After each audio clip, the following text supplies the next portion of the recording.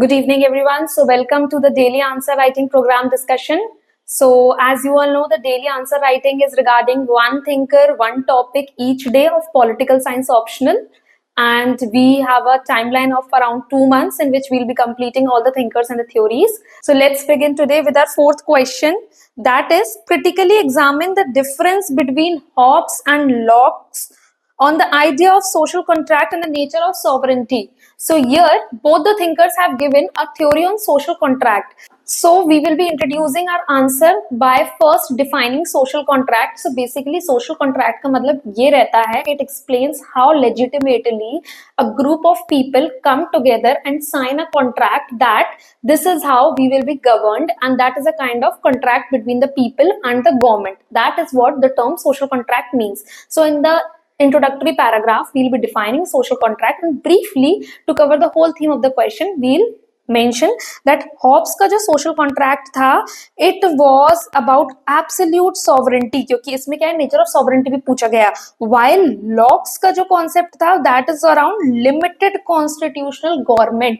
ठीक है, तो ये difference है दोनों के बीच में. You can also quote down the literary work of both the thinkers also, like Hobbes का है Leviathan, and of Locke it is Two Treatises of Government. So this will be a holistic introduction covering the whole theme of the question.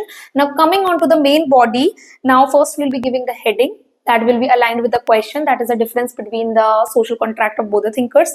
So first point is concept of state of nature. Now they analyze the state of nature कि बिना government के state of nature actually कैसा रहेगा ना. Hobbs इसका बहुत ही pessimist view देते हैं, दैट इज नेगेटिव व्यू देते हैं. वो ये कहते हैं कि स्टेट ऑफ नेचर में life of man is poor, nasty, brutish and short. And the reason is क्योंकि हॉब्स का ये मानना है कि मैन का nature is very selfish. Now here you will be using a keyword that is हीडोनिस्टिक.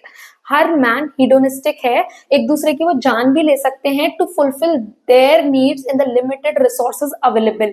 That is why he terms that कि जब state of nature रहेगा without government, man will be killing man. Okay, so यहाँ पे बहुत ही pessimist view लिया गया है. Where is locks ने जो कंट्रास्ट में दिया है, that is an optimistic view. उनका मानना है कि पीसफुल है स्टेट ऑफ नेचर, रैशनल है और नेचुरल लॉज गवर्न कर रहे हैं यहाँ पे, और मैन के अंदर रीजन है, that is why they won't kill each other. Okay, and वो रिकग्नाइज कर सकते हैं what is right and what is wrong. So इसी के बारे में सीबी मैकपियर्सन एक व्यू देते हैं कि हॉब्स जो है उनका जो स्टेट ऑफ नेचर है दैट इज फियरफुल. वो बहुत फियरफुल स्टेट ऑफ नेचर को डिस्क्राइब करते हैं. सेल्फ प्रिजर्वेशन, सेल्फ प्रिजर्वेशन क्यों, हर एक इंसान अपनी जान को प्रोटेक्ट करने की कोशिश कर रहा है. वाइल जो लॉक का है दैट इज रैशनल और राइट बेरिंग एजेंट. वहां पे हर इंसान के पास अपने नेचुरल राइट्स हैं जिसपे वो लोग वर्क करते हैं. सो दिट इज अबाउट लॉक. ठीक है. Now second point is nature of social contract, total submission versus conditional consent. ना हॉब्स की अपन बात करते हैं तो वो क्या करते हैं, सारे के सारे राइट्स जो ह्यूमंस के पास हैं, जब वो सोशल कॉन्ट्रैक्ट में गवर्नमेंट फॉर्म होती है तो वो गवर्नमेंट को दे देते हैं. They give each and every right to the government except for the life, right to life, that is self preservation. That is यहाँ पे क्या हो रहा है, सोशल कॉन्ट्रैक्ट में गवर्नमेंट को क्या मिल रही है, absolute sovereignty, total control. Okay, and here is it is irrevocable also. One thing needs to be get, एक बार गवर्नमेंट बन गई, एक बार सोशल कॉन्ट्रैक्ट आ गया, इट इज irrevocable, वो लाइफ लॉन्ग कंटिन्यू करेगा. Another thing about Locke's is he envisioned a reciprocal agreement. यहाँ पे सारे राइट्स नहीं देते हैं, इंडिविजुअल खुद के राइट्स रहते हैं, right to life, liberty, association, ये सारे इंडिविजुअल राइट्स अपने पास रखता है. The only thing is they come into social contract for the preservation of this rights, के एक दूसरे के राइट्स स्नैच ना किए जाए. Okay, so only to protect these rights the state is formed. Okay, and another thing is यहाँ पे irrevocable नहीं, revocable है. अगर state rights protect नहीं कर पा रहा है, then people can revolt against the state and they can dissolve the social contract. So here Leo Starris continues that Hobbes saw contract as an ending politics. मतलब उनका कहना था कि social contract हुआ, it will go indefinite, यहीं पे politics खत्म है. That was an end. But whereas Locke's के अकॉर्डिंग क्या था, इनिशिएट हो रही है पॉलिटिक्स, यहाँ से इनिशिएट हो रही है, ट्रस्ट करके लोगों ने सोशल कॉन्ट्रैक्ट फॉर्म किया है, लोगों ने अपने राइट्स दिए हैं प्रिजर्वेशन के लिए टू द स्टेट, और यहीं से अकाउंटेबिलिटी स्टार्ट होती है. And the time when the state will not fulfil these needs, तो लोग डिसॉल्व कर सकते हैं by revolve. by revolting against the state. Now the third point is concept of sovereignty, absolute versus limited. As we said, Hobbes ने क्या किया था, absolute right दे दिया था, undivided, unchecked. That means there were no checks and balances on the government. Authoritarian nature दिया था उन्होंने अपने social contract को, भले ही वो just हो या unjust हो, people have to obey the state. Whereas Locke में क्या था, limited sovereignty. यहाँ पे कुछ ही rights के against दी गई थी. उनके जो state था that works on the rule of law. Rule of law था वहां पे, सेपरेशन ऑफ पावर थी between the legislature executive and right of rebellion मिला था लोगों को. Okay, people can revolt against the state. Now next point is view on rights and liberty. Okay, now Hobbes का कहना था कि security is more important than liberty.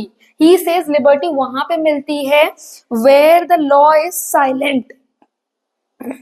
He says liberty वहां पे मिलती है where the law is silent. So उनका मानना था कि liberty is not that important but right to life, अपनी लाइफ सिक्योर करना ज्यादा इंपॉर्टेंट है, बिकॉज क्योंकि स्टेट ऑफ नेचर एकदम ही रूथलेस वे में वर्क कर रहा था. So here he focuses on security over liberty. Liberty को हॉब्स ने बिल्कुल इंपॉर्टेंस नहीं दी है. Okay, and it is individual freedom and liberty पर the will of the state. अगर स्टेट को प्रोवाइड करना होगा तो वो करेगी, वरना they can also refrain from providing it. And where is Locke's के हिसाब से liberty was the most important thing. Protection of natural rights was the duty of the state. So here this is the difference between their liberty and security perspective. So यहीं पे Hobbs के लिए CB मैकफियर्सन फिर से बोलते हैं कि he promotes the bourgeois property based individualism. यहाँ पे क्या होता है, लॉक्स के टाइम में अपन को देखने को मिलता है कैपिटलिस्ट क्लास को ज्यादा प्रमोट करती थी लिबरल पॉलिटिक्स में. ओके, क्योंकि स्टेट का रोल लिमिटेड था, सो डिफरेंशिएशन ज्यादा आ रहा है. This is how Locke's is criticised in his theory. Now when we come to conclusion, we will be giving a brief thinking that Hobbes prioritize order and security, whereas Locke, in contrast, prioritize liberty, rights, and limited government. Now, when we are concluding it, we can also see कि दोनों के इन पे contrasting views क्यों हैं. Like we talked about during the Machiavelli's time that every thinker is a child of his time. So यहाँ पे भी this holds very true. Hobbes ने अपने टाइम पे प्यूरिटन रेवोल्यूशन देखी थी. प्यूरिटन रेवोल्यूशन में ब्लड शेड देखा था उन्होंने. दैट इज वाई उनका मानना था कि स्टेट ऑफ नेचर हमेशा ब्रूटिश रहेगा, हमेशा नेस्टी रहेगा.